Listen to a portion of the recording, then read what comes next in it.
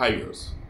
పాపం పవన్ కళ్యాణ్ అండి, ఒకదాని తర్వాత ఏ ఒకటి కష్టాలు. పార్టీ పెట్టింది తన సొంత డబ్బులతో, పార్టీని నడుపుతుంది తన సొంత డబ్బులతో. ఇక ఇప్పుడు ఎన్డీఏలో బాగున్నారు కాబట్టి కొంత మొన్న ఎలక్ట్రల్ బాండ్స్ కొన్ని వచ్చి ఇప్పుడు కొంతమంది ఇస్తూ ఉన్నారు.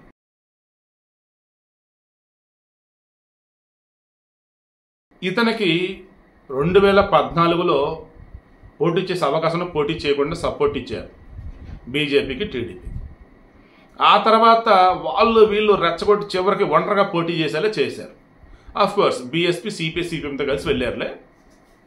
ఏపీలో 175 స్థానాల్లో పోటీ చేశారు, 25 లోక్సభ స్థానాల్లో పోటీ చేస్తున్నారు. కొన్ని చోట్ల డిపాజిట్లు వచ్చి మరి కొన్ని చోట్ల ఘోరాతంగా డిపాజిట్లు కూడా పోయాయి.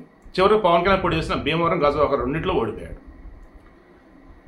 ఒక అభ్యర్థి గెలిస్తే ఆ అభ్యర్థి కాస్త వీళ్ళు వైసీపీ పంచం చేరాడు.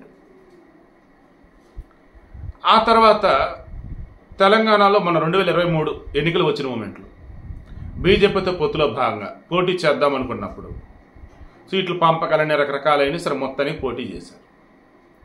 ఒక్కళ్ళు కూడా జనసేన వాళ్ళు గెలవాల. అండ్ బ్యాడ్ లక్ అయితే 8 స్థానాలను పోటీ చేస్తే ఒక్కచోట కూడా డిపాజిట్ కూడా రాలా. పాపం కొంచెం ఎక్కువ ఓట్లు కుకటపల్లి దగ్గర కుకటపల్లి నియోజకవర్గం సంబంధించి ఎక్కువ ఓట్లు జనసేన అభ్యర్థికి వచ్చాయి, కానీ పాపం డిపాజిట్ రాల. సో ఇక ఇప్పుడు ఏం చేయాలి అనుకున్నప్పుడు ఏపీలో అయినా సరే మనం ఏంటో నిరూపించుకోవాలని చెప్పేసి అనుకున్నారు. ఇప్పుడు ఏమైంది, ఎన్డీఏలో భాగంగా ఉన్నారు టీడీపీ, జనసేన, బీజేపీ కలిసి బ్రహ్మాండంగా ముందుకెళ్తూ ఉన్నారు.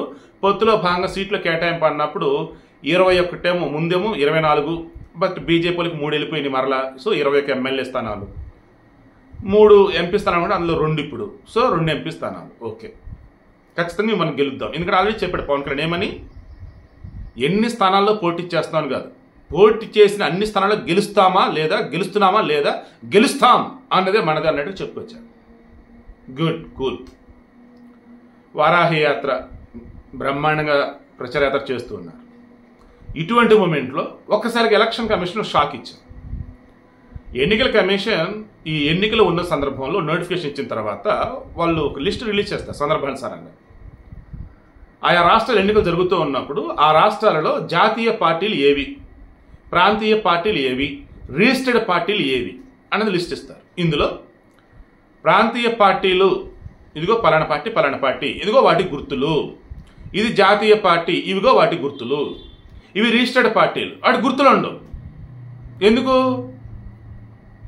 ఒక ప్రాంతీయ పార్టీ గుర్తింపు పార్టీగా రూపాంతరం చెందితేనే అప్పుడు దానికి కేటాయించిన గుర్తు ఏదైతుందో కంటిన్యూగా పర్మనెంట్గా ఉంటుంది. రిజిస్టర్డ్ పార్టీ అట్ట కాదు. రిజిస్టర్డ్ పార్టీ ఎన్నికల్లో పోటీ చేసి ఓటింగ్ పర్సంటేజీ అండ్ గెలుపు ఎన్ని స్థానాల్లో గెలిచారు ఏంటనేది దీని మీద బేస్ చేసుకొని రిజిస్టర్డ్ పార్టీని రికగ్నైజ్డ్ పార్టీగా, దట్ మీన్స్ గుర్తింపు పొందిన పార్టీగా, రీజనల్ పార్టీగా ఎన్నికల కమిషన్ గుర్తిస్తుంది. మీకు అర్థమవుతుందా? నేను ఒక పార్టీ పెట్టా, ఎన్నికల కమిషన్ దగ్గర రిజిస్టర్ చేయించుకున్నా, అప్పుడు అదే రిజిస్టర్డ్ పార్టీ. నేను ఎన్నికల్లో పోటీ చేశా, వాళ్ళ కండిషన్స్ ప్రకారం ఎన్ని ఓట్లు సాధించాలి పోలేని ఓట్లలో అది ఒకటి, అండ్ ఎన్ని స్థానాల్లో గెలవాలి అక్కడ అసెంబ్లీ స్థానాలకు సంబంధించి కావచ్చు, లోక్సభ స్థానం సంబంధించి అది. వీటిని బేస్ చేసుకొని ఈ రిజిస్టర్డ్ పార్టీని ప్రాంతీయ పార్టీగా వాళ్ళు గుర్తిస్తారు. అప్పుడు నాకు ఏ గుర్తు అయితే కేటాయిస్తారో అది పర్మనెంట్గా ఉండింది. బట్ ఇక్కడ పవన్ కళ్యాణ్కి సంబంధించి పాప 2019 ఎన్నికల్లో పోటీ చేసినప్పుడు అనుకున్న వేలో ఆయనకి ఓట్లు రాలా, సీట్లు రాలా, అదొక మైనస్ అయింది. ఆ మైనస్ కాస్త 2023 తెలంగాణ ఎన్నికలలో వాళ్ళకి గాజు గ్లాస్ గుర్తు రావడానికి చాలా ఇబ్బంది పడ్డారు. సరే ఇంకెట్టకేలో కేంద్రంలో ఉన్నది ఎన్డీఏ కాబట్టి అవునన్నా కాదన్నా ఎన్నికల కమిషన్తో మాట ఏదన్నా ఉంటాయి కాబట్టి స్వచ్ఛందంగా ఎన్నికల కమిషన్ పనిచేసినా సరే మొత్తానికి అలాగో గాజు గ్లాస్ గుర్తొచ్చింది. బట్ అప్పుడు కూడా గెలవలేదే. ఇప్పుడు ఏపీలో అగైన్ మరల ఇప్పుడు అదే సిచ్యువేషన్ వచ్చింది. మీది ప్రాంతీయ పార్టీ కాదు, ప్రాంతీయ పార్టీ వచ్చేసి ఆంధ్రప్రదేశ్లో వైఎస్ఆర్సీపీ, తెలుగుదేశం పార్టీ. జాతీయ పార్టీలు వచ్చేసి ఇది బీజేపీ, కాంగ్రెస్ మెయిన్ అన్నప్పుడు.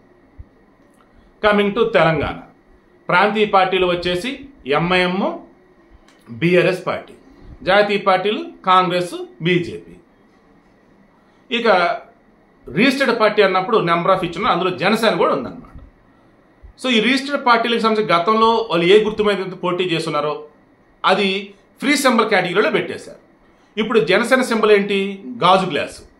మొన్న ఉస్తాద్ భగత్ సింగ్ సంబంధించి చిన్న గ్లింప్స్ లాంటిది ఇచ్చినప్పుడు కూడా గాజు పగిలే కొద్దీ పదునెక్కుతుంది అంటూ గ్లాస్ అంటే సింబలో లేదంటే చూస్తే చిన్నదో కథ ఒక సమూహం అన్నట్టుగా చెప్పుకుంటూ మంచి ఊపు మీద కూడా పెట్టున్నారు ఆ సింబల్ గురించి. ఇప్పుడు ఏమైంది? ఆ సింబల్ అసలు ఇస్తారా లేదు, ఎందుకంటే ఫ్రీ సింబల్లో పెట్టారు. తమిళనాడులో ఇలాగే ఫ్రీ సింబల్ కేటగిరీలో ఒక పార్టీకి చెందిన గుర్తులు పెట్టారు.